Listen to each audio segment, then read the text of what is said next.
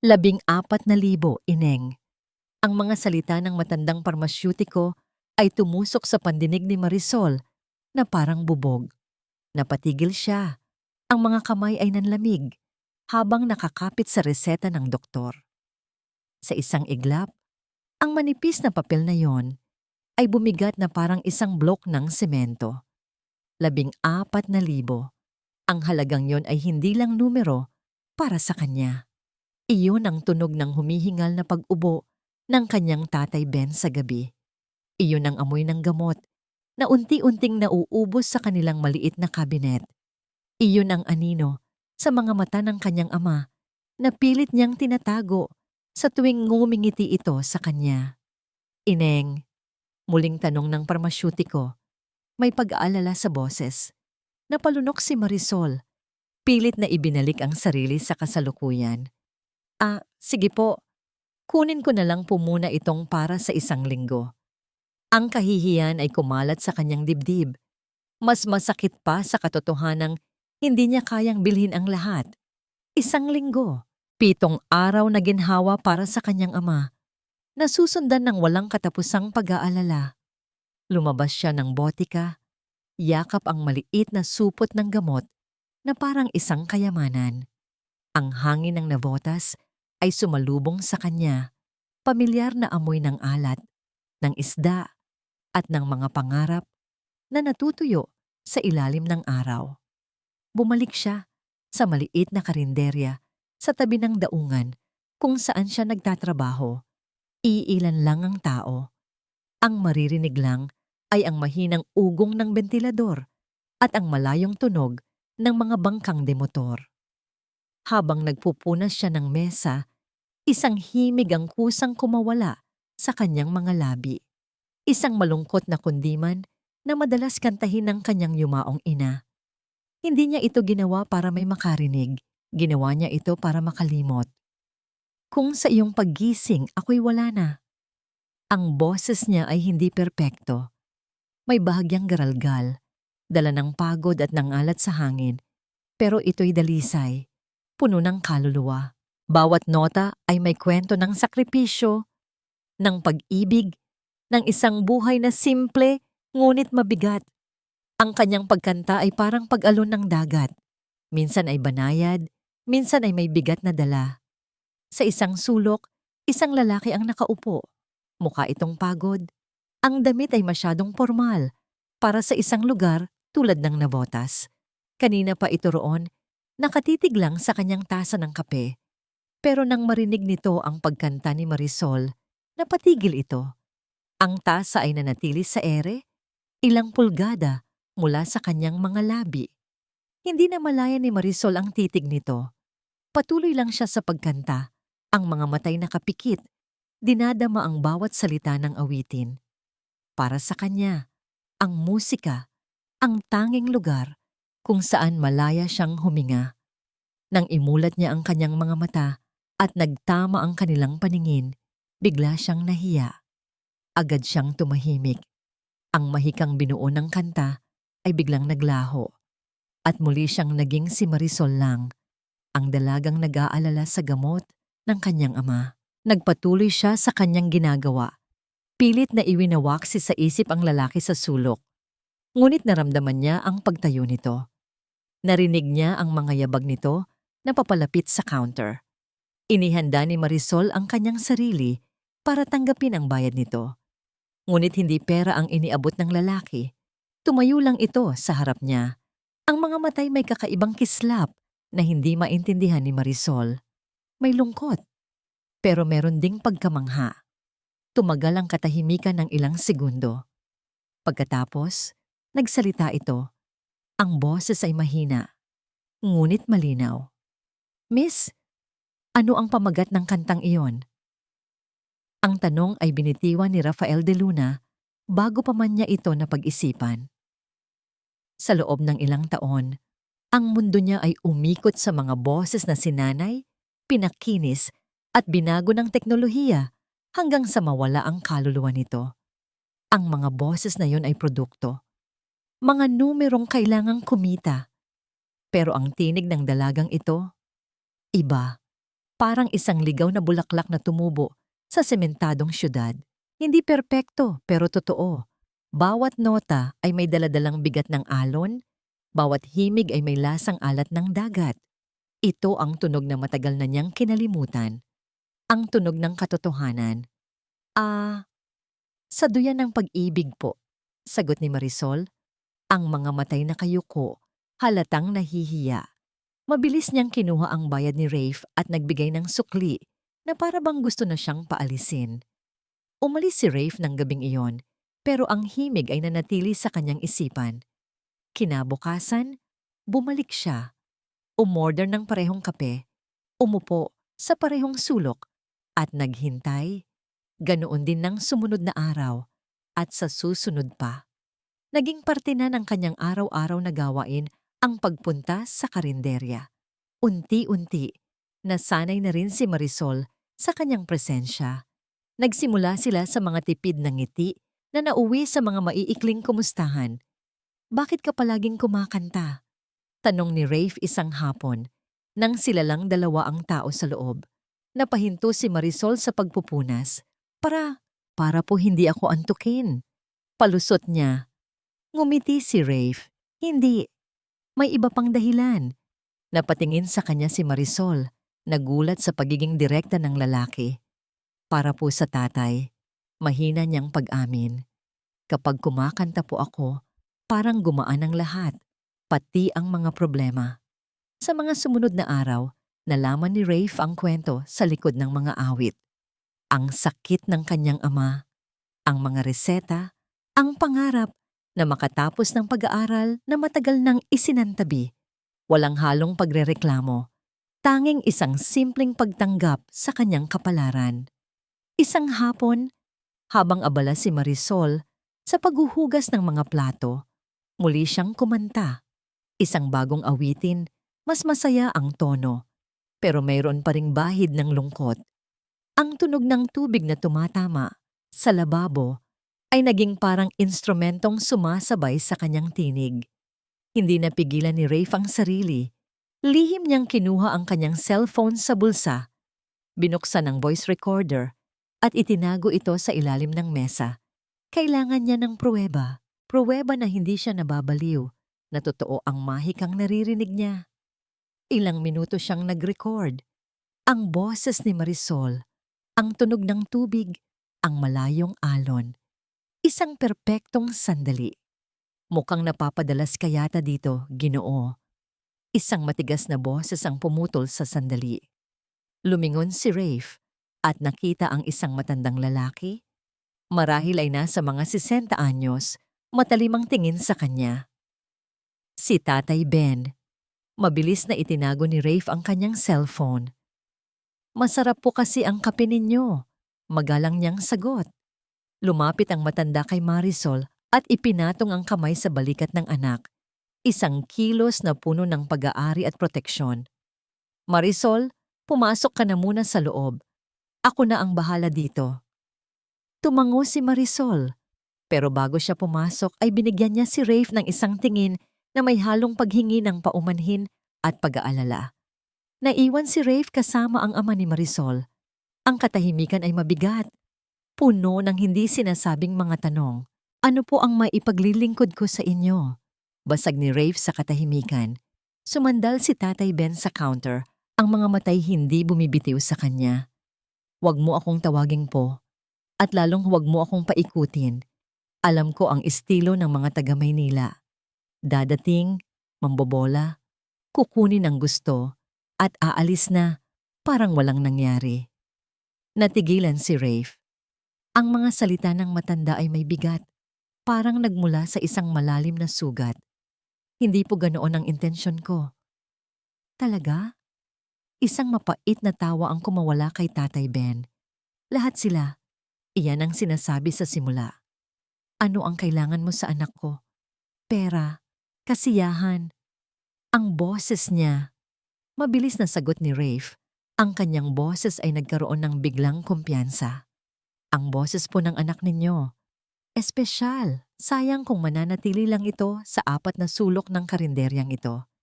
Tinitigan siya ni Tatay Ben na para bang sinusukat ang kanyang kaluluwa. Ang boses na yan ang nag-aalaga sa akin. Ang boses na yan ang nagpapakain sa amin. Hindi iyan para sa inyo. Hindi iyan isang produkto na pwedeng ibenta. Umalis si Rafe nang hapong yon na dala ang mga salita ni Tatay Ben. Pero imbes na panghinaan ng loob, mas lalo siyang naging determinado. Pagbalik niya sa kanyang tinutuluyang kwarto, pinakinggan niya ang recording sa kanyang cellphone.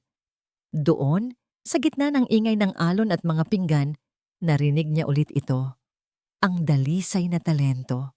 Ang hindi pa nadudungisang sining. Ito ang sagot sa lahat ng kanyang problema. Ito ang kanyang pagkakataon para makabawi. Hindi lang sa kanyang karera, kundi sa kanyang sarili. Kinabukasan, mas maaga siyang pumunta. Naabutan niyang nag-iisa si Marisol, naghahanda para sa pagbubukas ng kainan. Marisol, simula niya, maingat ang bawat salita. Naisip mo na ba na dalhin ang pagkanta mo sa ibang lugar, hindi lang dito sa Nabutas? Napahinto si Marisol, napangiti siya ng malungkot. Hindi po, para saan pa?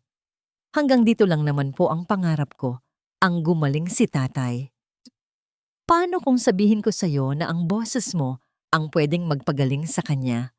Lumapit si Rafe, ang kanyang mga matay seryoso.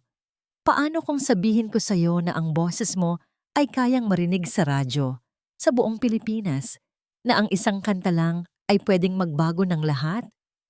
Ang mga salitang yon ay parang mga bituin sa isang madilim na gabi.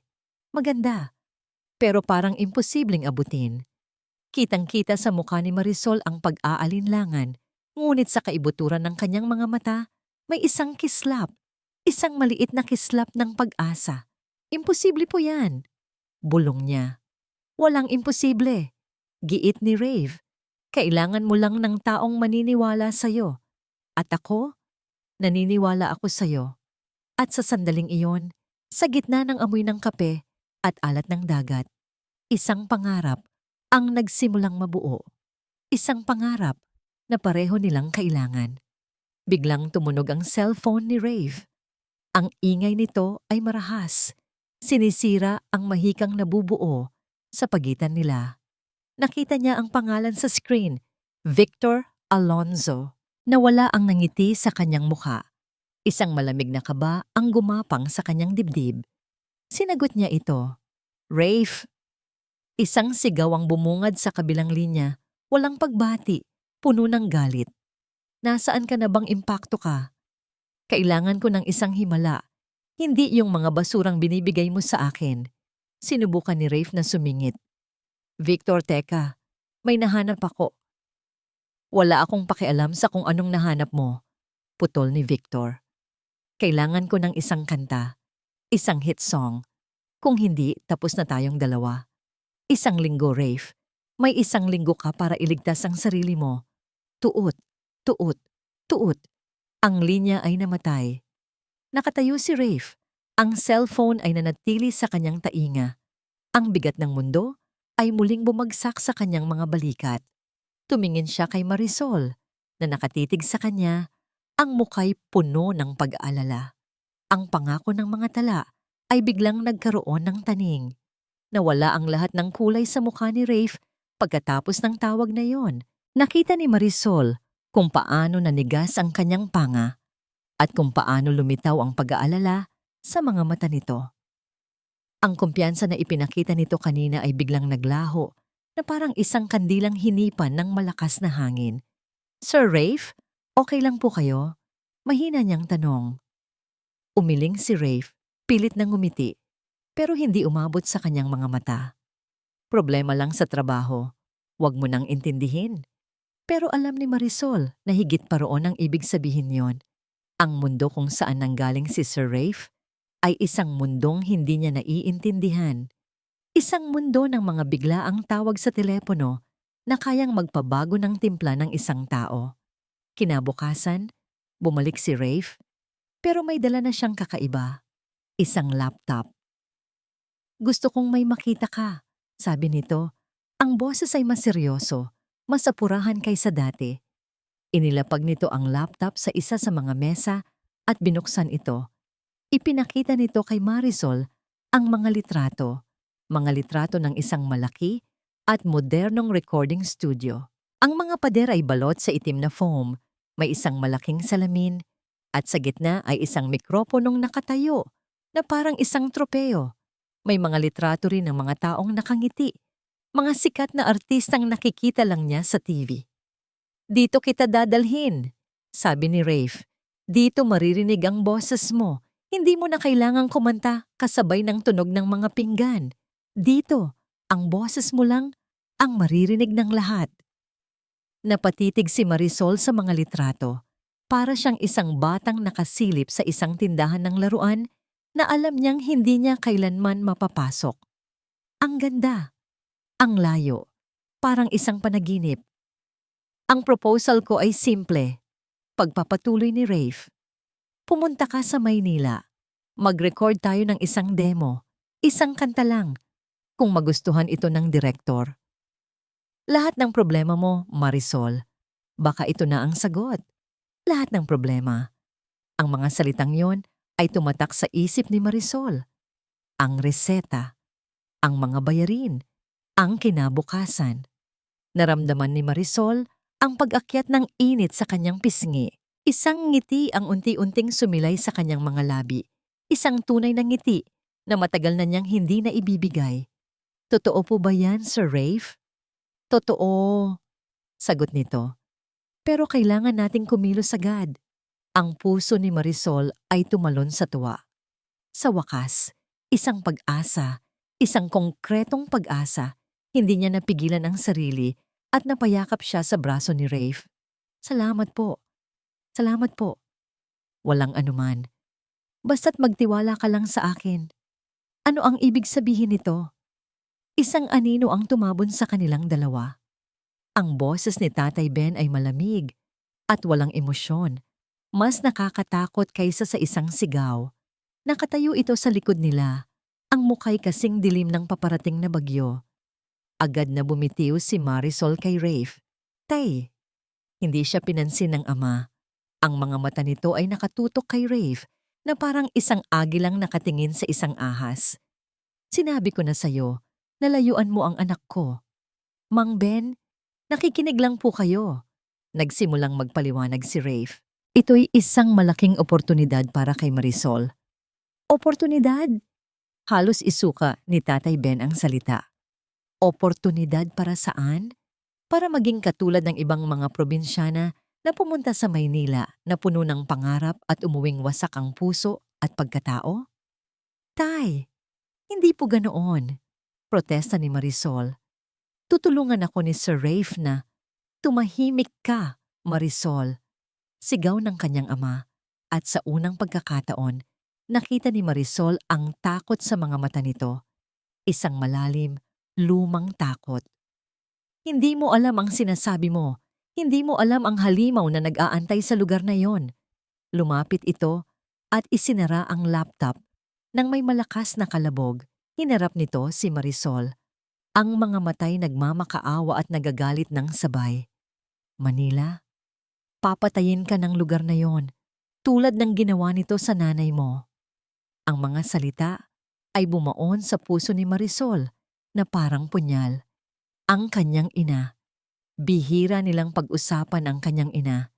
Ang tanging alam niya ay namatay ito noong bata pa siya. Napatulala siya. Hindi alam ang sasabihin.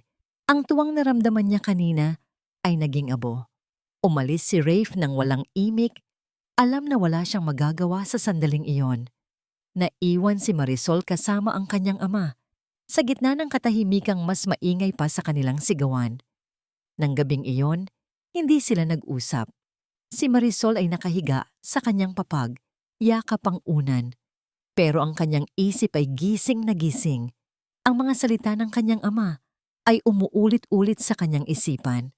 Pero kasabay nito, ang mga litrato ng studio, ang pangako ng isang bagong buhay ay naroon din. Ang pag-ibig sa kanyang ama ay humihila sa kanya pababa. Ngunit ang pag-ibig din sa kanyang ama ang nagtutulak sa kanya na kumapit sa nag-iisang pag-asang ito para sa gamot niya, para sa kanila. Dahan-dahan siyang bumangon. Sa dilim, binuksan niya ang kanyang aparador. Kinuha niya ang isang maliit na bag at nagsimulang maglagay ng ilang damit. Bawat galaw niya ay maingat. Bawat paghinga niya ay pinipigilan. Nang matapos siya, sumilip siya sa sala. Doon, sa dilim, nakaupo ang kanyang ama sa isang silyang yantok. Nakatingin ito sa bintana, sa kawalan. Hindi ito natutulog. Nag-aantay, alam nito. Pero nagpasiya na si Marisol. Kahit masakit, kahit nakakatakot, kailangan niyang umalis. Sinundo ni Rafe si Marisol sa isang kanto malayo sa kanilang bahay, sa ilalim ng isang puno ng akasya bago pa man sumikat ang araw. Dala niya ang isang maliit na bag, pero ang bigat na pasan niya ay higit pa roon. Kitang-kita iyon sa kanyang mga mata. Isang pinaghalong determinasyon at kalungkutan. Hindi na siya lumingon nang sumakay sa luma niyang kotse. Ang simpleng kilos na yon ay nagsabi ng lahat kay Rafe. Isinara na niya ang pinto sa kanyang dating buhay kahit pansamantala lang. At ngayon, si Rafe ang may hawak ng susi sa bago. Ang responsibilidad ay parang isang malaking bato sa kanyang dibdib. Habang binabaybay nila ang kahabaan ng EDSA, naramdaman ni Rafe ang unti-unting pagbabago sa kilos ni Marisol. Ang pamilyar na tanawin ng Navotas ay napalitan ng mga gusaling parang mga halimaw na gawa sa salamin at bakal. Napakapit siya ng mahigpit sa kanyang bag, ang mga matay ng lalaki sa bawat billboard na kanilang madaanan. Ang syudad ay isang ingay na hindi pa niya naririnig, isang liwanag na hindi pa niya nakikita. Ang laki po pala. Bulong nito, ang boses ay puno ng pagkamangha at takot. Tumingin si Rafe sa kanya at pagkatapos ay sa mga gusali. Dati, ang mga ito ay simbolo ng tagumpay para sa kanya. Ngayon, para itong isang malaking kulungan. Masasanay ka rin, sabi niya, kahit hindi niya sigurado kung iyon ay isang pangako o isang babala. Sinubukan niyang pagaanin ang loob nito. Nagkwento siya tungkol sa kanyang trabaho, sa mga artistang nakasama niya, pero pilit niyang iniiwasan ang mga madidilim na parte. Hindi niya binanggit ang mga kabiguan, ang mga utang, ang lalaking tatawagan nila mamaya. Para kay Marisol, kailangan niyang maging ang imahe ng pag-asa. Pumasok sila sa puso ng Makati. Dito, mas lalong naging kitid ang mundo. Ang mga gusali ay halos nagtatakipan na sa langit. Ang mga taong naglalakad ay mabilis. Ang mga mukay seryoso, parang mga robot na may kanya-kanyang misyon. Dinala ko siya sa kulungan ng mga pangarap, naisip ni Rafe. Isang bigla ang pagsisisi ang dumaan sa kanyang isipan. Pero huli na, para umatras. Huminto sila sa harap ng isang toreng salamin na kumikinang sa sikat ng araw. Ang pangalan ng kumpanya ni Victor ay nakaukit sa ginto sa pasukan. Pagbaba pa lang nila ng kotse, naramdaman na agad nila ang pagbabago ng hangin. Ang init ng labas ay napalitan ng lamig ng aircon na parang kumakagat sa balat. Ang lobby ay malawak, marmolang sahig, at ang mga receptionist ay nakangiti nang hindi umaabot sa kanilang mga mata. Lahat ay formal, malamig, at nakalkula. May appointment kami kay Mr. Victor Alonzo, sabi ni Rafe. Tiningnan sila ng babae, mula ulo hanggang paa. Ang tingin nito ay tumagal ng ilang segundo. Kay Marisol. Sandali lang po. Pag-akyat nila sa opisina ni Victor sa ika-35 palapag, ang pakiramdam ay mas lalong naging nakakapanikip. Ang opisina ay malaki, pero halos walang laman, maliban sa isang malaking mesa at isang silyang parang trono. Ang bintanang salamin sa likod nito ay nagpapakita ng buong syudad. At doon, nakaupo ang halimaw ng Makati. Si Victor Alonzo ay nakatingin sa kanila. Hindi ito tumayo. Ang mamahaling relos nito ay kumislap nang itaas nito ang kamay. Ang tingin nito ay parang isang scanner. Sinusuri ang bawat detalye, bawat kahinaan. "You're late, Rafe," sabi nito. Ang boses ay kalmado, pero may yelo. "Traffic," maikling sagot ni Rafe. "Victor?" Siya si Marisol Santos. Tumayo si Victor, ngunit hindi para kamayan sila. Lumakad ito paikot sa mesa, papalapit sa kanila. Huminto ito sa harap ni Marisol. Tinitigan niya ito mula ulo hanggang paa. Ang simpleng bestida, ang lumang sapatos, ang kaba sa kanyang mga mata. "So ito na ba ang himala mo, Rafe?" Tanong ni Victor. Pero ang tanong ay hindi para kay Rafe, kundi isang pang-iinsulto kay Marisol. "Bigyan mo siya ng pagkakataon, Vic. Pakinggan mo lang siya." Pakiusap ni Rafe. Tumawa si Victor, isang tawang walang saya. "Pakinggan? Dito? Ngayon?" Itinaas nito ang kilay. "Sige, kung yan ang gusto mo." Humarap ito kay Marisol. "Kanta," utos nito. Natigilan si Marisol. "Pipo? Bingi ka ba? Sabi ko, kumahanta ka. Ngayon na. Dito. Walang musika. Walang anuman. Ipakita mo sa akin ang himala mo." Ang silid ay naging isang arena. Si Marisol ang gladiator, si Victor ang emperador, at si Rafe ang taong nagtulak sa kanya sa gitna. Nagsikip ang dibdib ni Rafe. Gusto niyang bawiin ang lahat, pero nakita niya ang paglunok ni Marisol. Nakita niya kung paano ito huminga ng malalim. Ipinikit ang mga mata at naghanap ng lakas mula sa isang lugar na hindi kayang abutin ng lamig ng silid na yon. At nagsimula siyang kumanta. Ang parehong kundiman na narinig ni Rafe sa karinderya. Pero dito, iba ang tunog. Ang boses niya ay nanginginig, manipis. Parang isang ibon na naligaw sa isang konkretong gubat. Ang kaluluwa ay nandoon pa rin, pero nababalot na ito ng takot. Pinilit niyang tapusin ang ilang linya. Nang tumigil siya, ang tanging maririnig ay ang ugong ng aircon. Ang katahimikan ay mas masakit kaysa sa anumang kritisismo. Hinayaan ni Victor na tumagal ang katahimikan bago ito nagpakawala ng isang maliit na ngisi. Tumingin ito, hindi kay Marisol, kundi diretso sa mga mata ni Rafe, at sa lakas na sapat para marinig ng buong silid, sinabi nito ang mga salitang susugat sa kaluluwa ni Marisol at wawasak sa huling pag-asa ni Rafe. "Seryoso ka, Rafe?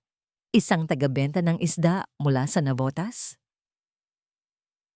Ang mga salitang iyon ay umalingaw-ngaw sa loob ng opisina.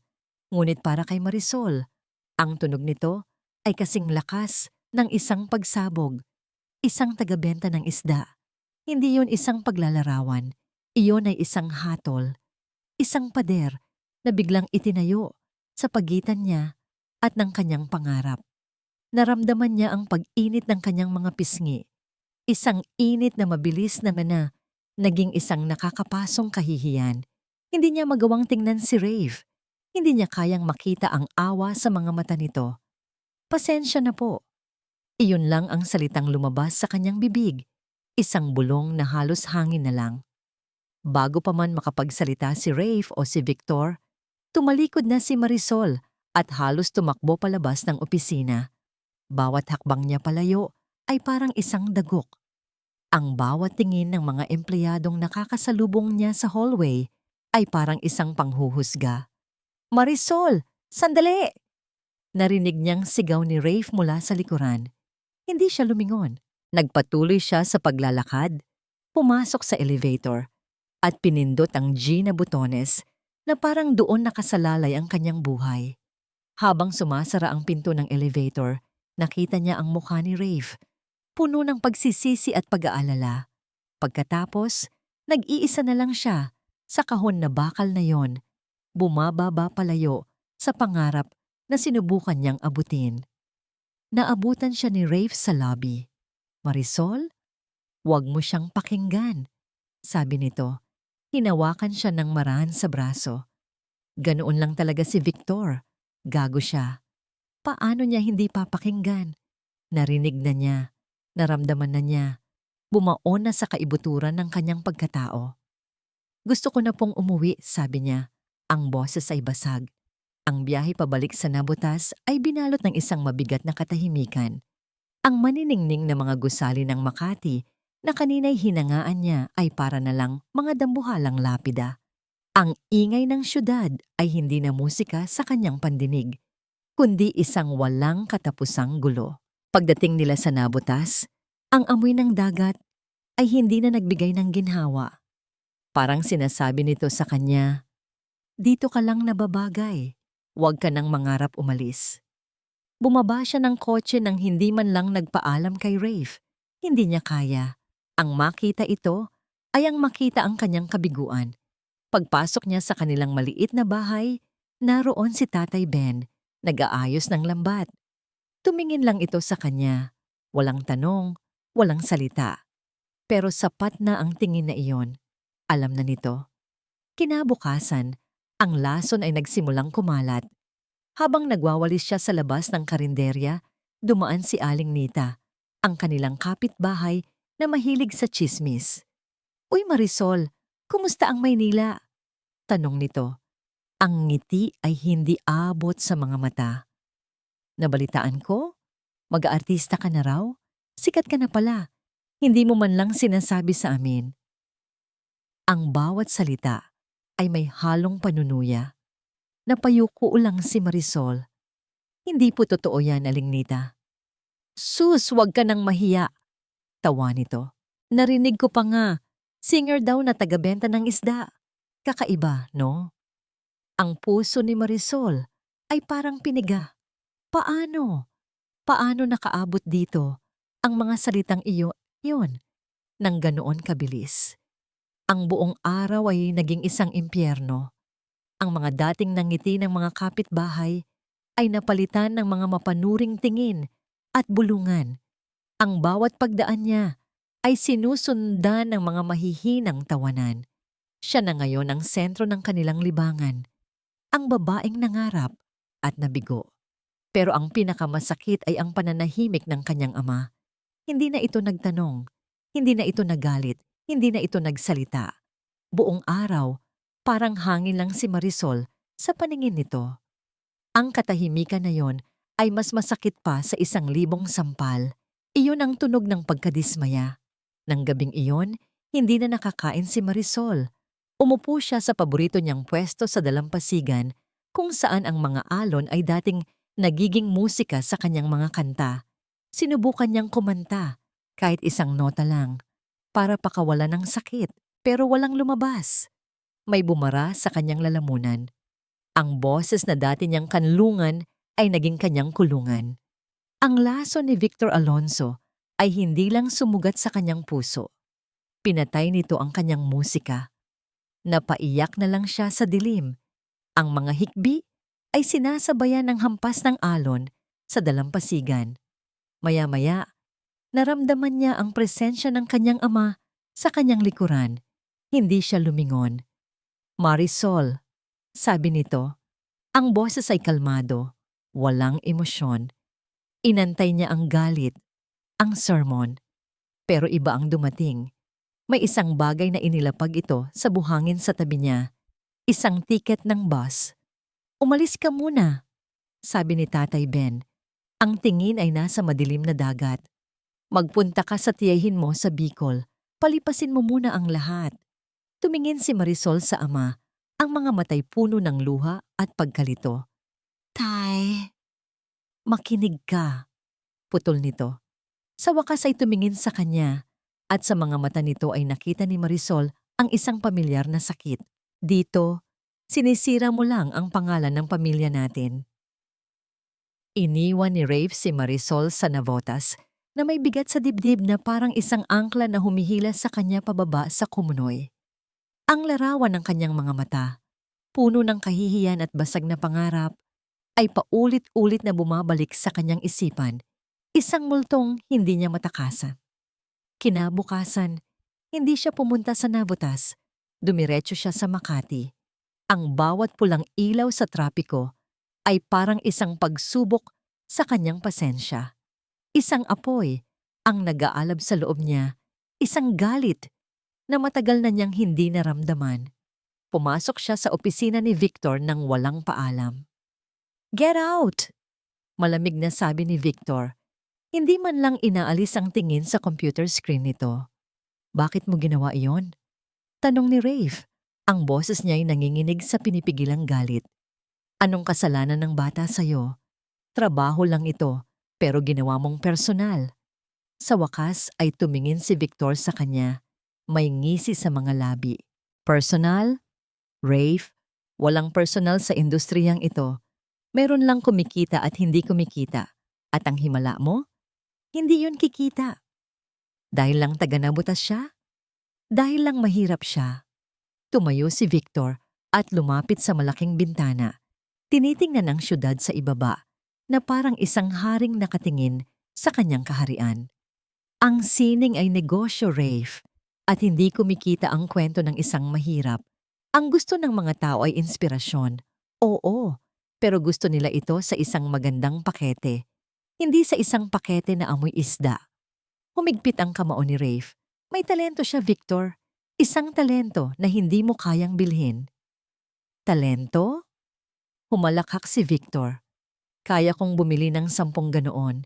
In fact, nakahanap na ako ng papalit sa kanya. Ipinakita ni Victor ang isang litrato sa kanyang telepono. Isang magandang babae, makinis ang balat, perpekto ang nangiti.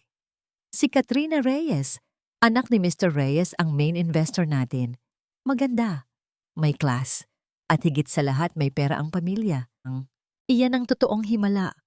Naramdaman ni Rafe ang panlalamig sa kanyang buong katawan. Hindi lang tinanggal si Marisol. Pinalitan na siya. Ipinagpalit sa pera at koneksyon. "Tapos na tayo, Rafe," sabi ni Victor. Bumabalik sa kanyang trono. "Huwag ka nang babalik dito." Lumabas si Rafe ng gusali, pero ang galit niya ay napalitan ng isang pamilyar na pakiramdam. Ang pakiramdam ng pagkatalo. Ang pakiramdam ng pagiging inutil.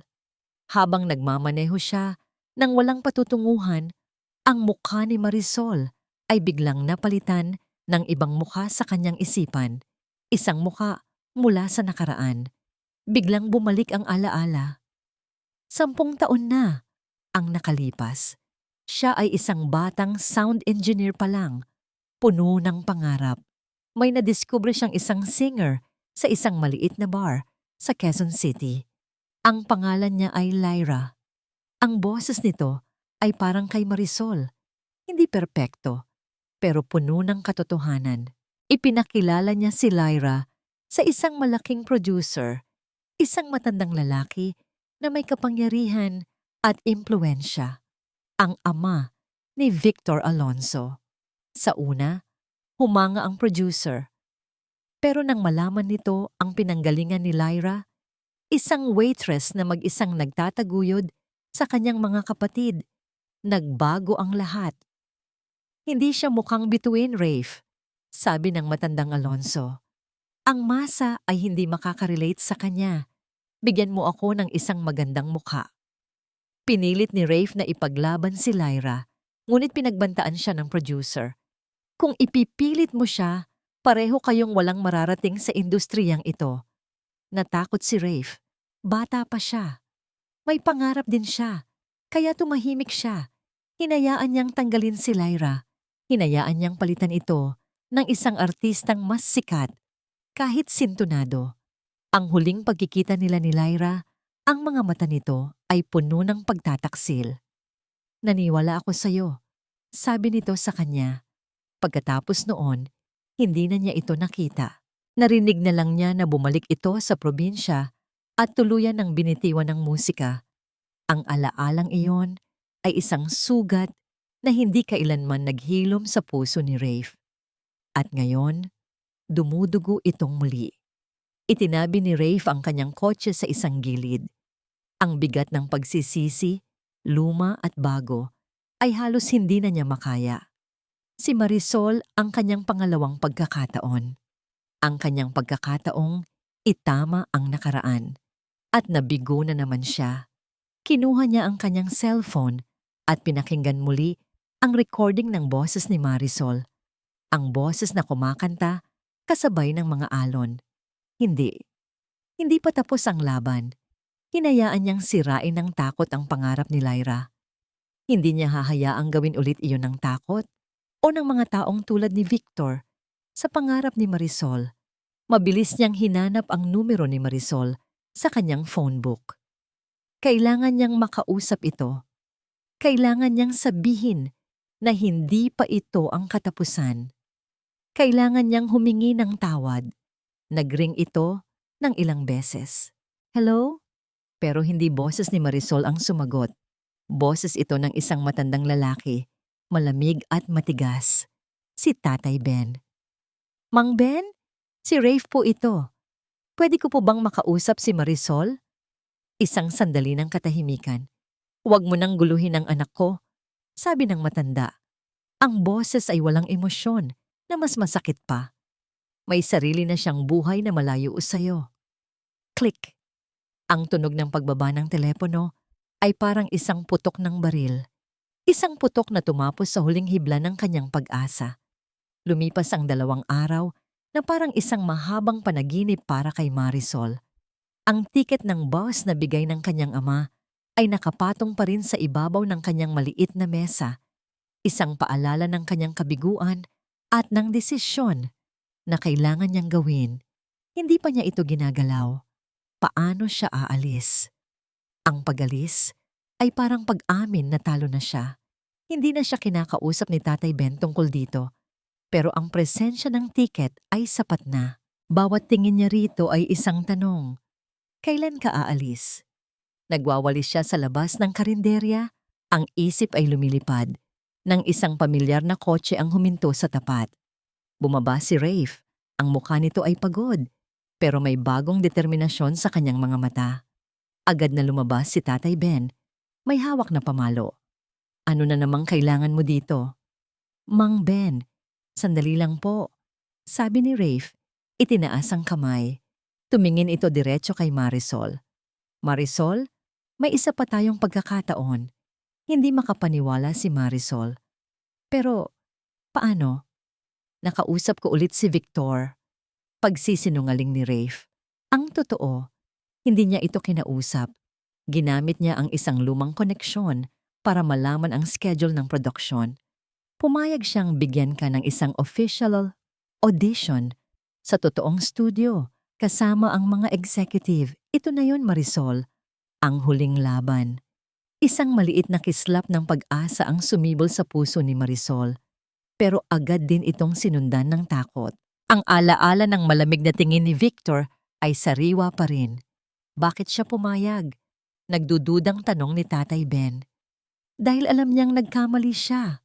Patuloy ni Rafe sa kanyang pagkukunwari. Dahil narinig din ng ibang tao ang tungkol sa'yo, kailangan niyang patunayan na patas siya. Marisol, ito na ang pagkakataon mong ipakita sa kanila ang totoo mong talento. Sa harap ng lahat, hindi ka na nila pwedeng maliitin. Ang mga salita ni Rafe ay parang musika. Hindi ka na nila pwedeng maliitin. Iyon ang gusto niyang marinig. Ang pagkakataong burahin ang kahihiyan.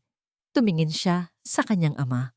Nakita niya ang pag-aalinlangan sa mukha nito, pero nakita rin niya ang tanong sa mga mata nito.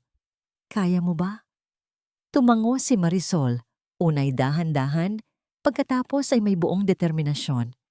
Sige po, gagawin ko. Ang araw ng audition ay dumating. Sa pagkakataong ito, sinamahan siya ni Tatay Ben sa sakayan. Walang salitang binitiwan, pero ang simpleng pagtapik nito sa kanyang balikat bago siya umalis ay sapat na. Pagdating nila sa Maynila, dinala siya ni Rafe sa isang building na iba sa opisina ni Victor. Isa itong tunay na recording studio. Ang puso ni Marisol ay nagsimulang tumibok ng mabilis. Ito na, ang lugar na nakita niya lang sa litrato. Pumasok sila sa isang silid. Naroon si Victor, nakaupo sa gitna ng isang panel ng 3 pang tao na hindi niya kilala. Ang mga mukha nila ay seryoso at walang emosyon, walang ngiti, walang pagbati. You're late, sabi lang ni Victor. Ready ka na? Bulong ni Rafe kay Marisol. Tumango siya, kahit ang kanyang mga tuhod ay nanginginig. Okay, ang kakantahin mo ay ang theme song na isinulat para sa pelikula. Narito ang lyrics. May 1 minuto ka para pag-aralan. Sabi ni Victor. Inabutan siya ng isang papel. Kinuha ni Marisol ang papel. Ang mga salita ay maganda, pero ang himig ay hindi pamilyar. 1 minuto? Paano niya kakabisaduhin ang isang kanta sa loob ng 1 minuto? Simulan mo na, utos ni Victor. Pumunta si Marisol sa harap ng mikropono. Ipinikit niya ang kanyang mga mata at huminga ng malalim. Okay, playback, sabi ni Victor sa isang technician sa likod ng salamin. Tumunog ang instrumental. Agad na naramdaman ni Marisol na may mali. Ang tono. Masyadong mataas para sa kanya. Hindi ito ang natural niyang range. Sinubukan niyang habulin, pero ang kanyang boses ay pumipiyok. Tiningnan niya si Rafe na may pag-aalala. Nakita niya ang gulat at pagkalito sa mukha nito. Ito rin ay hindi niya inaasahan. Isang bitag. Nagpatuloy siya. Pinipilit abutin ang mga nota, pero ang bawat piyok ay parang isang sampal sa kanyang mukha. Ang mga judge sa harap niya ay nagsimulang magbulungan. May umiling, may sumimangot. Nang matapos ang kanta, ang katahimikan sa loob ng studio ay nakakabingi. Ang isa sa mga judge ang unang nagsalita. Wala sa tono, halatang hindi sanay. Walang kaluluwa, sabi ng isa pa. Parang pilit, walang emosyon. Tumingin si Victor kay Marisol at sa unang pagkakataon, may ngiti sa mga labi nito. Isang ngiti ng tagumpay. Salamat sa iyong oras, Miss Santos. Pagkatapos ay tumingin ito kay Rafe. Rafe, salamat din sa serbisyo mo. Hindi na namin kailangan. Napatulala si Rafe. Anong ibig mong sabihin? You're fired, Rafe? Sabi ni Victor. Tumatayo. Pagkatapos, lumakad ito papalapit kay Marisol, na ngayon ay tahimik ng lumuluha. Huminto ito sa harap niya. Ang anino nito ay tumatakip sa kanya. At ikaw, miss, sabi nito, ang bawat salita ay puno ng lason. Tapos na ang pangarap mo. Hindi na niya matandaan kung paano siya nakauwi. Ang biyahe mula Maynila pabalik sa Navotas ay isang malabong panaginip. Isang sunod-sunod na imahe ng mga ilaw, tunog, at ang mukha ni Rafe na puno ng awa. Isang mukha na ayaw na niyang makita pa. Ang tanging malinaw sa kanyang alaala ay ang pagbukas ng pinto ng kanilang bahay at ang mukha ng kanyang tatay Ben. Walang galit, walang panunumbat. Tanging isang malalim na pag-aalala nang makita nito ang kanyang kalagayan. Pagkatapos noon, bumigay na ang kanyang katawan.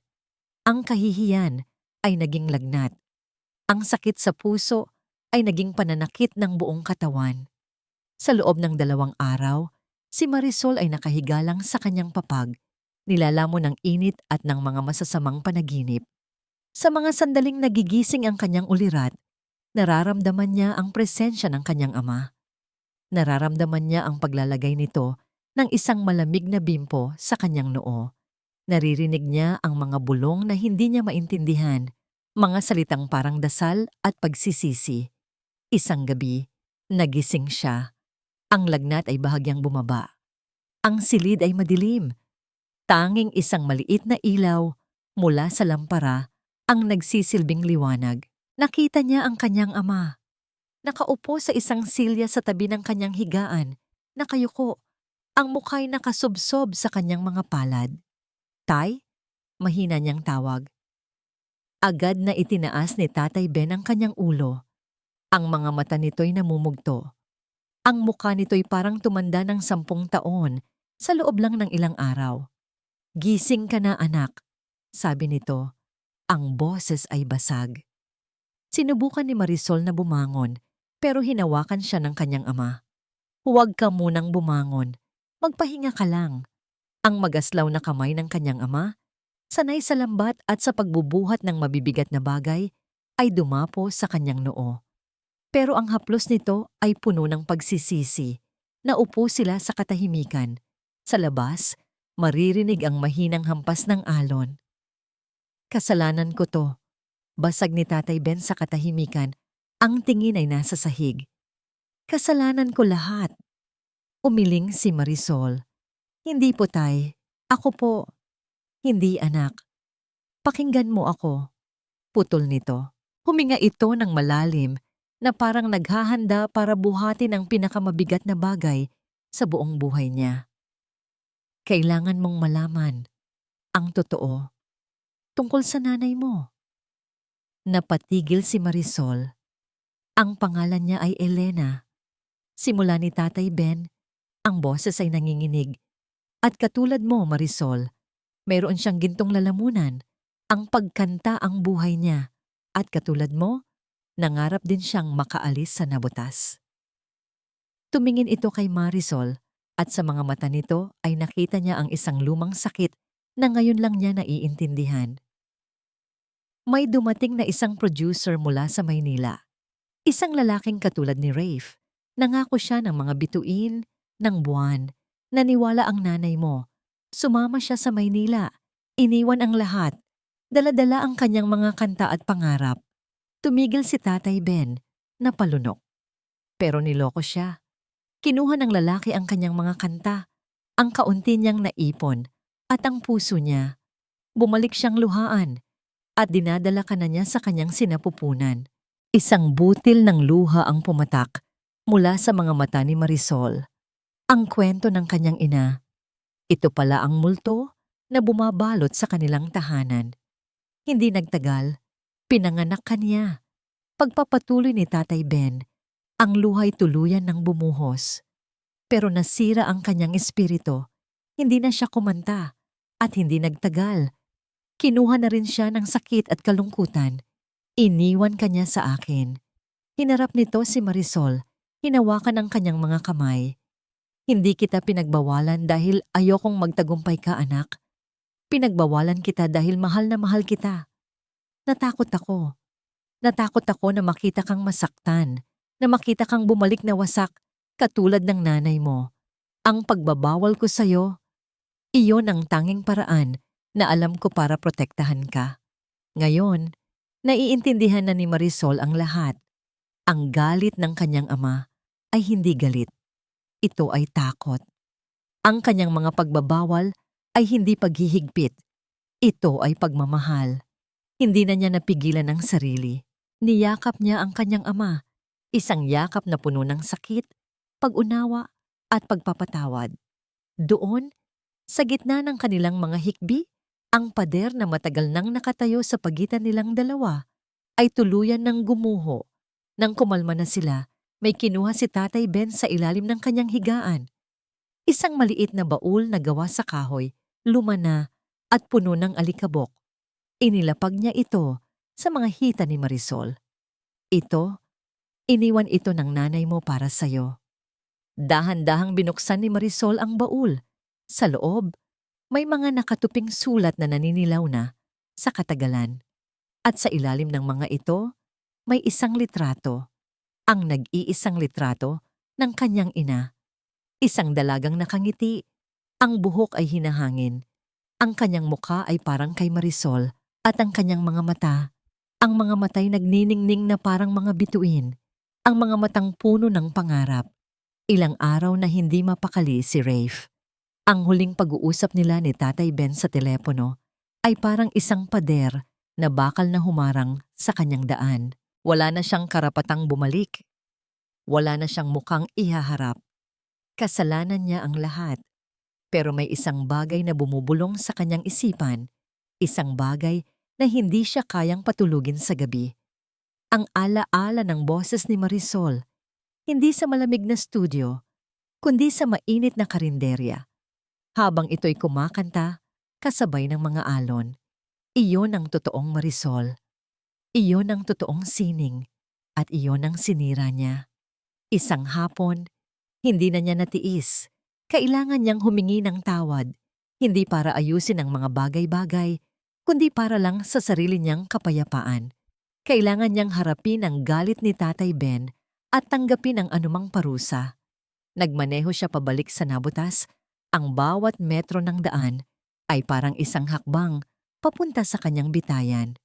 Ipinark niya ang kotse sa malayo at nilakad ang natitirang distansya. Inihahanda ang sarili sa mga masasakit na salita sa posibleng pagtataboy. Ngunit pagdating niya malapit sa karinderya, may napansin siyang kakaiba. Sarado ito.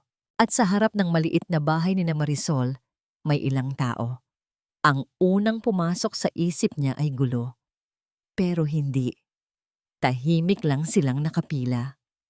Nagtago si Rafe sa likod ng isang poste, nagmamasid. Nakita niya si Aling Nita, ang tsismosang kapitbahay, pero ngayon ay may dala itong isang maliit na mangkok ng mainit na lugaw. Kasunod nito ay isang mangingisda na may dalang isang supot ng sariwang prutas. Ang iba ay wala mang dalang anuman, pero ang kanilang presensya ay sapat na. Lumabas si Tatay Ben para salubungin sila. Ang mukha nito'y pagod pa rin, pero wala na ang tigas na nakita ni Rafe dati. Napalitan ito ng isang tahimik na pasasalamat. Narinig ni Rafe ang bulungan. "Kumusta na si Ineng?" Pakisabi, "Namimiss na namin ang kanta niya." Ang mga taong dati pinagmumulan ng tsismis ay siya na ngayong pinagmumulan ng lakas. Isang matandang mangingisda, kulubot na ang balat sa sikat ng araw at alat ng dagat, ang lumapit kay Tatay Ben at tumapik sa balikat nito. "Ben, huwag kang mag-alala," sabi ng matanda. "Ang boses ni Marisol ay boses ng Navotas. Hindi namin hahayaang tapakan nila iyon." Pagkatapos ay may iniabot ang isa pang babae. Isang maliit na kahon. "Pinag-ambagan po namin ito, Mang Ben," sabi nito ng mahiyain. Para kay Marisol, para maalala niya na marami pa ring gustong makinig sa kanya. Binuksan ni Tatay Ben ang kahon. Sa loob, nakabalot sa lumang dyaryo, ay isang simpleng mikropono. Luma na, marahil ay segunda mano, pero kumikinang ito sa ilalim ng sikat ng araw. Kumikinang ito dahil bawat gasgas nito ay simbolo ng pagmamahal at pagkakaisa. Nakatayo si Rafe sa kanyang pinagtataguan at naramdaman niya ang pag-init ng kanyang mga mata. Sa Makati, ang pera ang nagpapatakbo sa lahat, ang koneksyon, ang kapangyarihan. Dito sa Navotas, sa gitna ng kahirapan, meron silang isang bagay na hindi kayang bilhin ng pera ni Victor. Ang komunidad. At sa sandaling iyon, isang ideya ang biglang pumasok sa kanyang isipan. Isang ideyang delikado. Isang ideyang halos imposible. Pero ito na lang ang natitira sa kanya. Lumabas siya sa kanyang pinagtataguan at lumakad papalapit sa grupo. Agad siyang nakita ni Tatay Ben. Ang pasasalamat sa mukha nito ay napalitan ng pag-aalinlangan at galit. "Anong ginagawa mo dito?" "Huwag po kayong mag-alala, Mang Ben. Hindi po ako naparito para manggulo," sabi ni Rafe, ang boses niya ay mapagkumbaba. Tumingin siya sa mga taong nakapaligid, sa kanilang mga mukha na puno ng pag-asa. Sa pagkakataong yon, bumukas ang pinto ng bahay at lumabas si Marisol. Namumutla pa siya, pero nakatayo na. Nakita niya si Rafe at ang kanyang mga matay nagpakita ng gulat at sakit. Hinarap ni Rafe si Marisol, si Tatay Ben, at ang buong komunidad na nagtipon doon. "May isang bagay silang hindi kayang kunin sa atin," sabi niya. Ang boses ay malinaw at puno ng bagong sigla. Kinuha niya ang kanyang cellphone mula sa bulsa. "Ang ganda ng studio nila, ang galing ng mga gamit nila. Lahat iyon ay kaya nilang kontrolin." Itinaas niya ang kanyang cellphone na parang isang sulo sa gitna ng kadiliman. "Hindi natin kailangan ang studio nila," deklara niya. "Kailangan lang natin ang katotohanan. Ang plano ay simple, ngunit nakakabaliw. At sa kauna-unahang pagkakataon sa kanyang buhay, hindi natakot si Marisol. Ang pag-alis niya sa Navotas, sa pagkakataong ito ay ibang-iba sa nauna. Hindi na siya tumakas sa dilim. Ngayon, inihatid siya ni Tatay Ben sa terminal ng bus sa liwanag ng umaga. Bago siya sumakay, may iniabot ito sa kanya, ang lumang mikropono na bigay ng kanilang mga kapitbahay. Hindi mo ito kailangang gamitin, anak. Sabi nito, ang boses ay matatag. Dalhin mo lang ito para maalala mo na sa bawat nota na kakantahin mo, kasama mo ang buong nabotas. Niyakap niya ang ama ng mahigpit. Para sa inyo po ito, Tay. Para kay Inay. Sa biyahe papuntang Maynila, ipinaliwanag ni Rafe ang buong plano. Ngayong araw ang internal screening ng pelikula, isang pribadong pagpapalabas para sa mga investor, producer at ilang piling kritiko. Ito ang pinakamahalagang araw bago ilabas ang pelikula. Dito malalaman kung ang isang proyekto ay magiging hit o isang malaking sablay.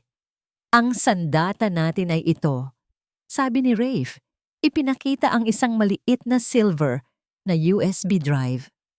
Nandito ang recording mo, ang original, yung kinunan ko sa karinderya.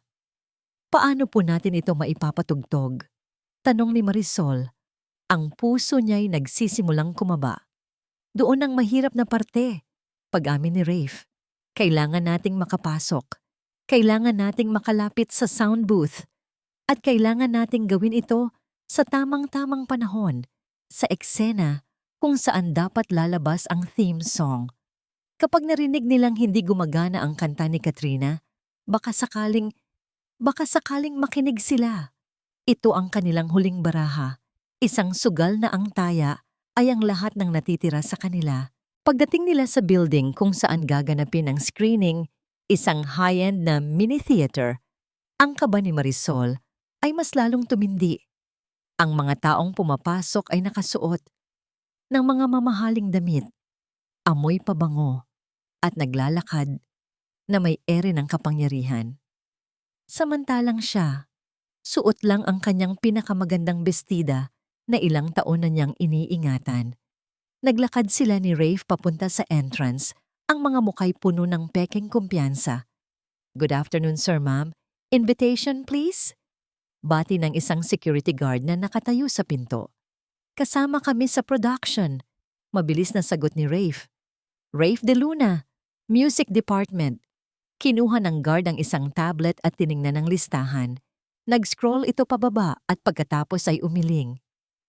Wala po kayo sa listahan, sir. Baka may pagkakamali lang. Pakitingnan ulit. Giit ni Rafe, pinipigilan ang panginginig ng kanyang boses. Muling tiningnan ng guard, mas maingat sa pagkakataong ito. Pagkatapos ay tumingin ito sa kanila, ang mukay seryoso. Sir, ang pangalan ninyo at ang pangalan ni Miss Marisol Santos ay nasa blacklist. Specific instruction po ni Director Alonzo na hindi kayo pwedeng pumasok. Ang mga salitang yon ay parang isang pader na biglang humarang sa kanilang harapan. Blacklist. Inaasahan na sila ni Victor. Tinalo na sila bago pa man sila makapasok sa laban. Hindi maaari. Bulong ni Rafe. Sinubukan niyang makiusap, magpaliwanag. Pero ang mga guard ay matatag.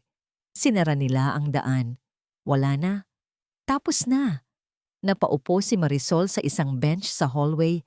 Ang lakas ay biglang nawala sa kanyang mga tuhod. Ang determinasyong dala niya mula sa nabotas ay unti-unting natunaw at naging isang malamig na pagkabigo. Ang bigat ng mikropono sa loob ng kanyang bag ay parang naging 1,000,000 tonelada. Nabigo niya sila. Nabigo niya ang kanyang ama. Mula sa loob ng theater, bahagya nilang naririnig ang ugong ng pelikula. Maya-maya, isang pamilyar na himig ang nagsimulang tumugtog, ang theme song na pinakanta sa kanya sa Peking audition. Ang boses ni Katrina Reyes ay perpekto. Bawat nota ay malinis, bawat tono ay tama. Pero walang kaluluwa, walang sakit, walang pag-asa.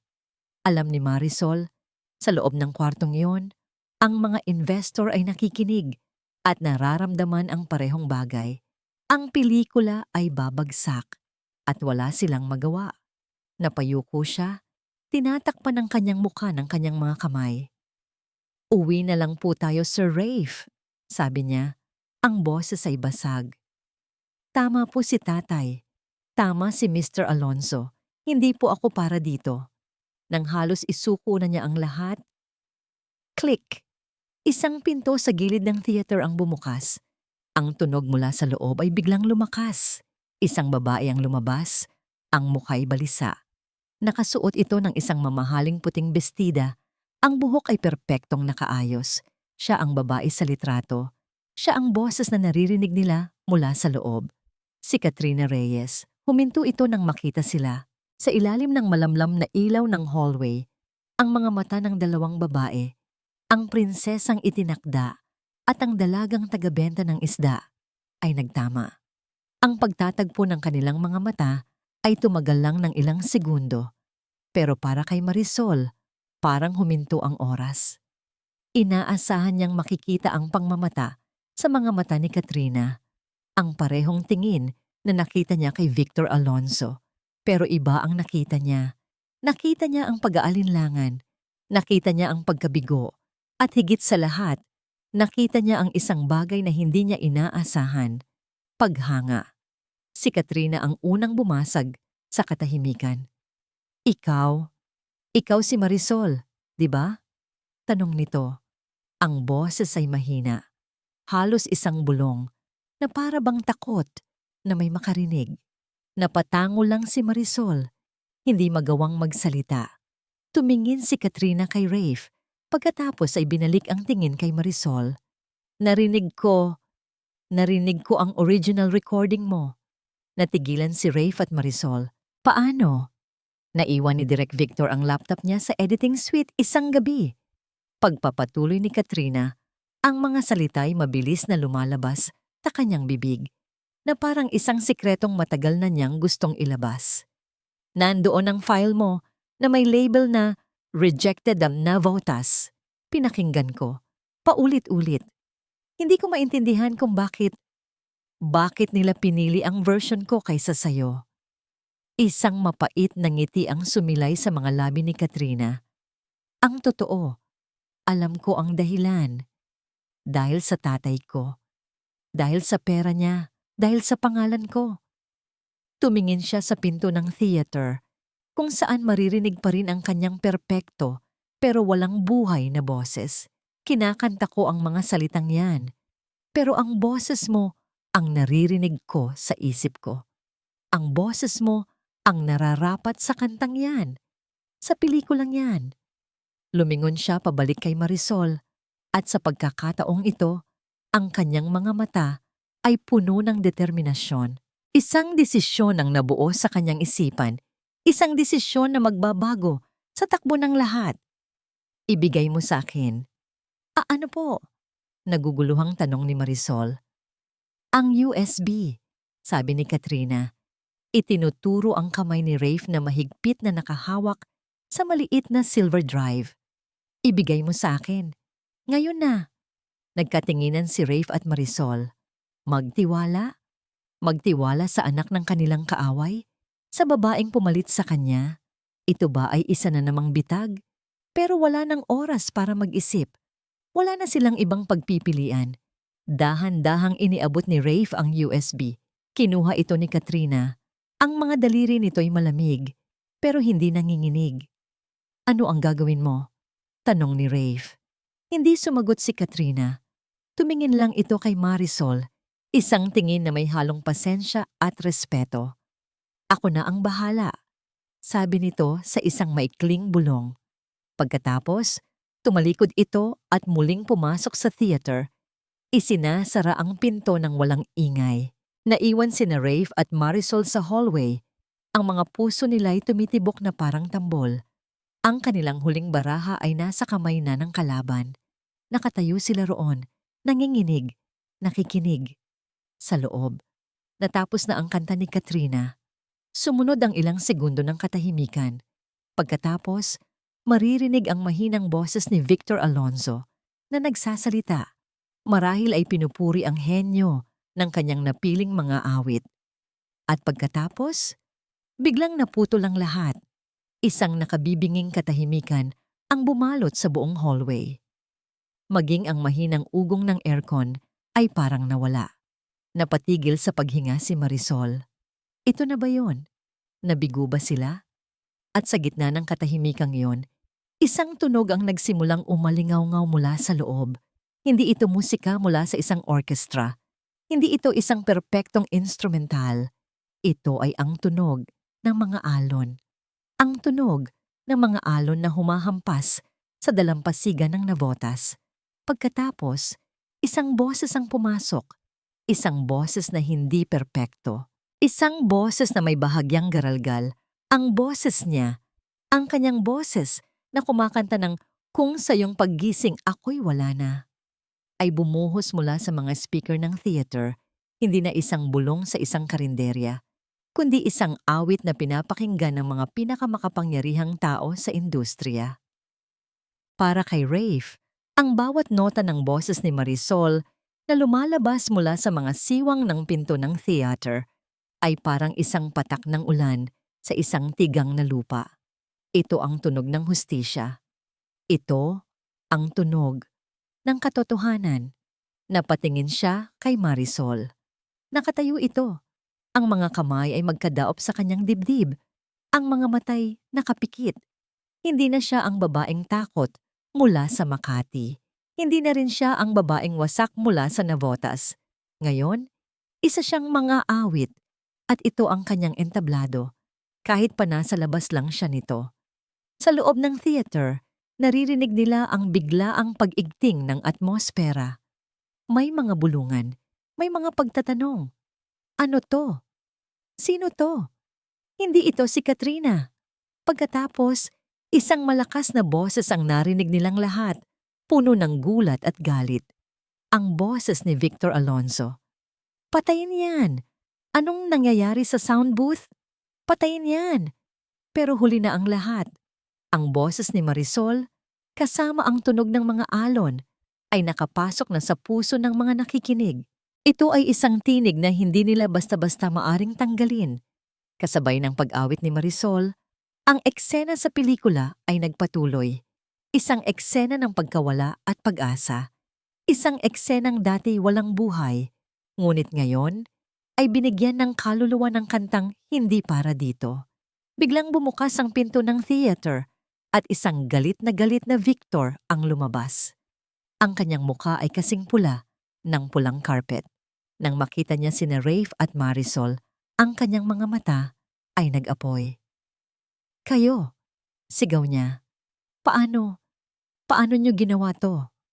Bago pa man makasagot si Rafe, isang figura ang sumunod kay Victor palabas. Si Mr. Reyes, ang ama ni Katrina.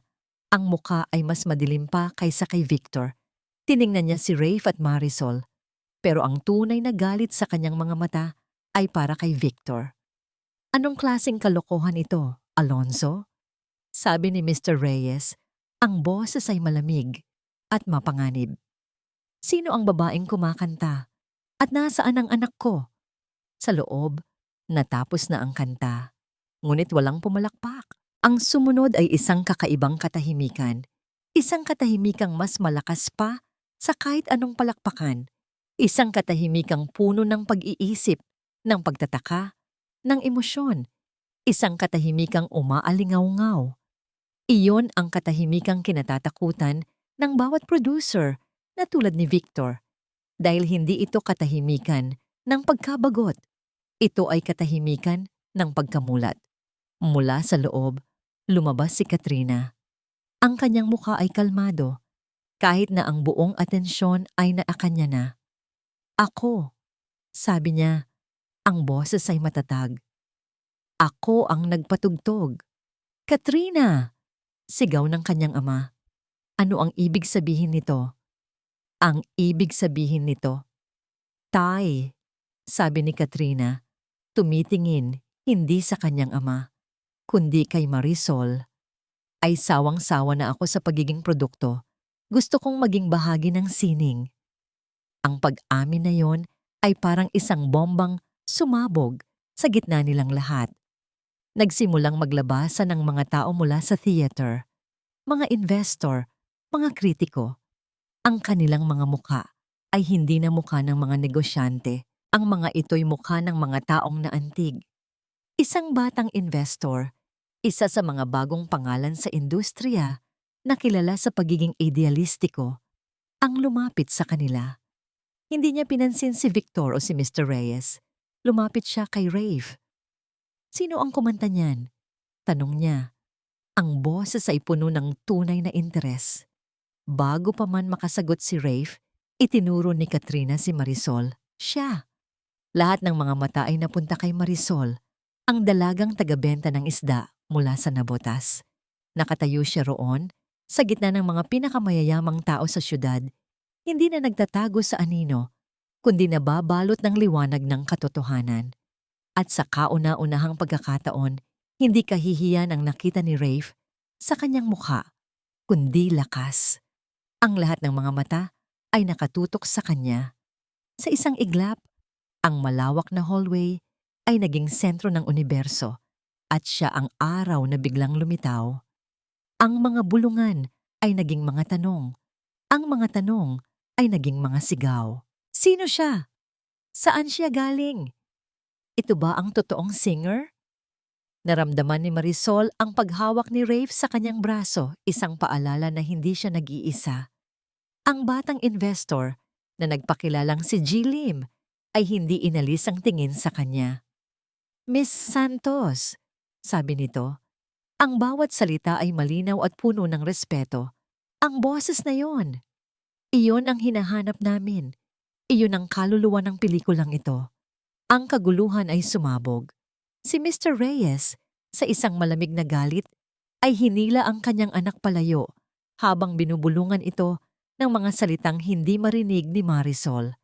Si Victor Alonzo naman ay parang isang taong nalulunod, sinusubukang humanap ng kakapitang anuman. Isang pagkakamali lang po, sigaw niya sa mga investor. Technical error. Ang totoong kanta ay, tumahimik ka, Alonzo. Putol ni Mr. Reyes. Ang boses ay parang yelo. I'm pulling my funding. This partnership is over. Iyon ang hatol. Ang mga salita ni Mr. Reyes ay ang martilyong bumasag sa kaharian ni Victor. Ang ibang mga investor na nakaramdam ng dugo sa tubig ay nagsimulang mag-atrasan din. Ang mga cellphone ay nagsilabasan. Ang balita ng iskandalo ay nagsimulang kumalat na parang apoy. Sa gitna ng kaguluhan, hinarap ni Victor si Marisol, ang mukha'y puno ng pagkamuhi. Masaya ka na? Sabi nito. Ang boses ay nanginginig. Sinira mo ang lahat. Para saan? Para sa isang kakanta? Isa ka lang tagabenta ng isda. Sa pagkakataong ito, ang mga salita ay hindi na tumagos. Hindi na ito masakit. Tiningnan ni Marisol si Victor. Hindi nang may galit, kundi nang may awa. Hindi po. Mahinahon niyang sagot. Hindi ko po sinira. Ipinadinig ko lang po ang katotohanan. At opo, isa po akong tagabenta ng isda. At iyon po ang musikang narinig ninyo. Ang musika ng isang tagabenta ng isda mula sa Nabotas. Walang naisagot si Victor. Sa huling pagkakataon, nakita ni Marisol ang takot sa mga mata nito. Ang takot ng isang haring nawalan ng korona. Pagkatapos, nilamon na ito ng mga reporter na biglang sumulpot mula sa kung saan. Lumipas ang isang linggo. Ang industriya ay inuga ng balita. Si Victor Alonzo ay nawala sa mapa. Ang pelikula ay muntik ng makansela. Ngunit si G. Lim ay tumupad sa kanyang salita. Siya ang namuno sa mga natitirang investor para iligtas ang proyekto sa ilalim ng isang kondisyon. Isang hapon, dinala ni Rafe si Marisol sa isang bagong opisina. Hindi ito malamig at malawak tulad ng kay Victor. Ito ay mas maliit, mas maaliwalas, at puno ng mga taong nakangiti sa kanya. Inilapag ni G. Lim ang isang kontrata sa harap ni Marisol. Ito na, Miss Santos, ang kontrata para sa'yo bilang official theme song artist ng pelikula. Tinitigan ni Marisol ang papel. Ang mga salita ay formal at legal, pero para sa kanya, ang mga ito ay tula. Kinuha niya ang ballpen. Ang kamay niya ay bahagyang nanginginig. Naalala niya ang reseta ng gamot na hawak niya noon. Ang bigat nito. Ang takot na dala nito. Ngayon, ang hawak niya ay isang papel na puno ng pag-asa. Pumirma siya.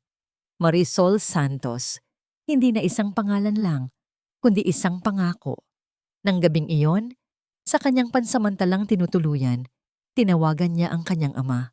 Nagring ito ng isang beses lang. Anak? Hindi agad nakapagsalita si Marisol. Ang mga salita ay naipon sa kanyang lalamunan, kasama ng mga luhang hindi na niya napigilan. Tay! Sabi niya, ang boses ay basag sa gitna ng kanyang mga hikbi. Tay! Nagtagumpay po tayo. Isang mahabang katahimikan ang sumunod sa kabilang linya. Narinig lang niya ang mahinang paghinga ng kanyang ama. Pagkatapos, isang tunog na parang isang pigil na hikbi. Alam ko anak, sagot ni Tatay Ben. Ang boses ay puno ng pagmamalaki. Alam ko. Ilang linggo ang lumipas. Inihanda ang lahat para sa isang press conference upang opisyal na ipahayag ang pagbabago at ilunsasad si Marisol bilang bagong mang-aawit. Nakaupo siya sa isang panel sa tabi ni Jillian at ni Rafe. Ang mga flash ng kamera ay nakakasilaw. Ang mga tanong ay sunod-sunod. Isang reporter mula sa isang malaking entertainment news outlet ang nagtaas ng kamay. Tumingin ito diretso sa kanya. Marisol, ang iyong kwento ay isang inspirasyon sa marami, ngunit hindi maiiwasan ng kontrobersya. Mayroon ka bang masasabi para kay Victor Alonso? Ang buong silid ay tumahimik, nag-aantay sa kanyang sagot. Nakatutok sa kanya ang lahat ng kamera, ang lahat ng mikropono, ang lahat ng mata. Ang tanong ay nakabitin sa hangin, nag-aantay ng isang sagot na puno ng galit o panunumbat. Huminga ng malalim si Marisol, hinawakan ang mikropono sa kanyang harapan. Naalala niya ang pakiramdam ng kahihiyan sa opisina ni Victor. Naalala niya ang sakit, pero naalala rin niya ang aral. Para po kay Mr. Alonzo, simula niya, ang kanyang boses ay kalmado at malinaw. Umaalingaw-ngaw sa buong silid. Wala po akong galit. Sa katunayan po, gusto ko siyang pasalamatan. Isang bulungan ng pagtataka ang kumalat sa mga manunood. Dahil po sa kanya, pagpapatuloy ni Marisol, nalaman ko po ang tunay na halaga ng aking musika. Tinuruan niya po ako na ang isang tunay na awit ay hindi nagmumula sa perpektong nota o sa mamahaling studio. Nagmumula po ito sa puso, at ang puso ko po ay nasa nabotas. Isang masigabong palakpakan ang pumuno sa silid. Lumipas ang ilang buwan. Ang pelikula, na may bagong marketing na nakasentro sa kwento ng katotohanan at pag-asa, ay inilabas. Naging isang malaking tagumpay ito, ngunit ang tunay na bituin ay ang kanta. Ang awit ng alon, ang kantang isinulat ni Rafe na may mga liriko na hango sa mga karanasan ni Marisol, ay naging isang pambansang sensasyon. Ang bersyon na inilabas ay hindi ang perpektong studio version. Ito ay isang special mix na ginawa ni Rafe, ang boses ni Marisol mula sa studio. Pero sa likod nito, maririnig pa rin ang mahinang tunog ng mga alon mula sa kanyang orihinal na recording. Ang boses ng Navotas ay nasa lahat ng dako. Ang gabi ng Awit Awards ay dumating. Si Marisol ay nominado para sa Best New Artist at Song of the Year. Naglakad siya sa red carpet hindi nag-iisa. Sa kanyang tabi, nakasuot ng luma pero malinis na barong ay ang kanyang Tatay Ben. Ang mga mata nito ay nagniningning sa pagkamangha at pagmamalaki, hindi sa mga artista o sa mga ilaw, kundi sa babaeng nasa tabi niya, ang kanyang anak. Nanalo siya. Sa parehong kategorya, nang tinawag ang kanyang pangalan para sa Song of the Year, ang buong auditorium ay nagtayuan. Habang paakyat siya sa entablado, nakita niya ang mga mukha sa audience. Nakita niya si Jillian na nakangiti. Nakita niya si Katrina Reyes sa isang sulok na tahimik na pumapalakpak, isang ngiti ng respeto sa kanyang mga labi. At sa pinakalikod, malayo sa spotlight, nakita niya si Rafe. Hindi ito nakangiti ng malaki. Tanging isang maliit, panatag ng ngiti. Isang ngiti ng isang taong natagpuan na ang kanyang kapayapaan, hindi sa pagbabalik sa tuktok, kundi sa pagtulong sa iba na makalipad. Ang kanilang mga mata ay nagtama, isang pag-uusap na walang salita, puno ng pasasalamat. Hawak ang tropeo, nagsalita si Marisol mula sa puso. Pagkatapos, inihayag niya ang kanyang performance. Nagsimula ang musika, ngunit sa malaking screen sa likod niya, hindi mga abstract na graphics ang lumabas. Ang lumabas ay mga imahe ng nabutas, mga mangingisdang humihila ng lambat, mga batang naglalaro sa dalampasigan, ang paglubog ng araw sa Manila Bay, at nagsimula siyang kumanta. Habang kumakanta siya, sa gitna ng audience, nakita niya ang kanyang ama na tahimik na lumuluha. Hindi na ito luha ng sakit o pagsisisi. Ito ay luha ng purong pagmamahal at kaligayahan. Hindi na bumalik si Rafe sa dating kinang ng kanyang karera sa Makati. Pinili niyang manatili sa gilid. Nagtayo ng isang maliit na independent label na ang layunin ay hanapin ang mga boses na nalilimutan, ang mga musikang hindi pinapansin. Natagpuan niya ang kanyang tunay na layunin. Pagkatapos ng awards night, sa kabila ng mga imbitasyon sa mga magagarang party, isa lang ang gusto ni Marisol. Umuwi. Kinabukasan, bumalik siya sa Nabotas. Ang mga kapitbahay ay sumalubong sa kanya na may mga banner at ngiti. Pero ang pinakamahalaga sa lahat, wala nang nagbago. Para sa kanila, siya pa rin si Ineng, ang anak ni Ben, ang kanilang mga awit. Hapon na, nakaupo siya sa dalampasigan kasama ang kanyang ama, nakatingin sa parehong dagat na nagbigay sa kanya ng lungkot at pag-asa. Kumanta ka para sa akin, anak. Pakiusap ni Tatay Ben. Walang instrumental, walang mikropono, tanging sila lang dalawa at ang dagat. Kumanta si Marisol, ang kanyang boses na ngayon ay kilala na sa buong bansa, ay bumalik sa kanyang pinagmulan, isang simpleng himig na para sa kanyang ama. Ang dagat ay maingay pa rin tulad ng dati. Ang amoy ng alat ay ganoon pa rin. Pero ngayon, sa tuwing hahampas ang alon sa dalampasigan ng Navotas, alam ng lahat na may kwento itong daladala. Ang kwento ng isang Fepmao na hindi isinilang sa karangyaan o sa entablado. Ito ay isinilang sa tapang ng isang pangkaraniwang pusong hindi kailanman tumigil sa pag-awit.